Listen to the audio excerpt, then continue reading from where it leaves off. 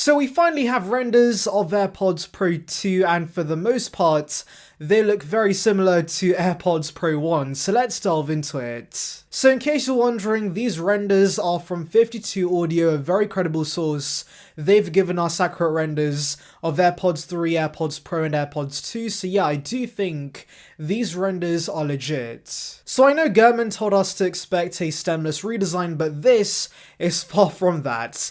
In fact, for the most part, this looks identical to AirPods Pro 1, but there are a few minute changes. The first one is the smaller skin sense on the actual earbuds. These are from AirPods 3 and they're more accurate than the optical sensors we have now with AirPods Pro 1. And so yeah, these AirPods should do a much better job at detecting when they're in your ears. Anyways, moving to the actual case, there's a lanyard connect on the sides. This did seem very un-Apple-like at first, but then of course I remembered Timothy is the king of making money, so I can see Apple selling us loops that attach to the case for those who lose their AirPods pretty often. And yes, if you remember, Apple did this with the iPod Touch 5. Those had loops that Apple sold for a hefty price, and so resurrecting those from the dead for these new AirPods, yeah, that does seem likely, to be honest. We do also get speaker holes on the actual case. This might seem stupid at first, but do remember that this could be very handy for Find My features. For example, I lose my case very often when walking around the house, and so having a visible sound to find the AirPods is going to be a game changer. So yeah, I do think that's going to be a very nice upgrade. And finally, the last visual change that I'm sure many are glad about, a USB-C port on the actual case. So yeah, with the EU forcing every manufacturer to use a USB-C port, it seems Apple's finally going to make the shift on all their devices, and since AirPods don't get updates very often, Apple is already giving us the USB-C port with this refresh. Now, to be honest, I could care less about this change because I solely use wireless charging for my earbuds. I find that pretty convenient because the batteries within these AirPods are pretty tiny to begin with, and so using pretty slow wireless charging to charge these up is actually not a massive issue. And so yes, I actually would not mind if Apple went portless and gave us a slightly bigger battery inside, but of course I'm sure the EU is going to put a stop to that, and so giving the USB-C ports to this AirPods refresh does make sense. So yeah, those are basically all the visual changes, and they do match up with images we got from Mac Rumours a few months back, and so I can see this being the final design for this product. But 52 Audio also gave us other tidbits regarding this product. For example, we could see a new version of the H1 chip in this. That makes sense because there's been rumours we could see loss of support with this, and that most likely is going to require a new SIP, so I do think this will be the first AirPods refresh to get a H2 chip. And yeah, the source tells us that this new chip should give us better ANC, better performance, and also improved power consumption, so I'm hoping AirPods Pro 2 can match AirPods 3 when it comes to battery life. And yeah, like I said earlier, we're going to see Find My improvements, and once again, I do think that's going to be a game changer for these AirPods. Anyways, now we move on to some pretty interesting tidbits. Since this report believes we could see sensors within these AirPods that measure your heart rate and also temperature. Now, to be honest, I'm not sure how useful this is going to be because many AirPods customers also have Apple Watches that already have a plethora of sensors, and I doubt that many consumers are going to leave behind their watch when they're doing a workout, and so I don't think we need these sensors within the AirPods.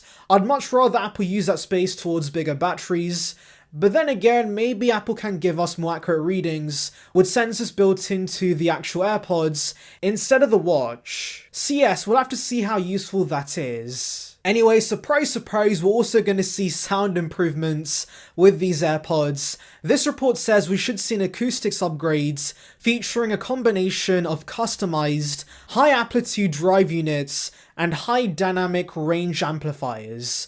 Now, I'm not going to pretend like I know what that means.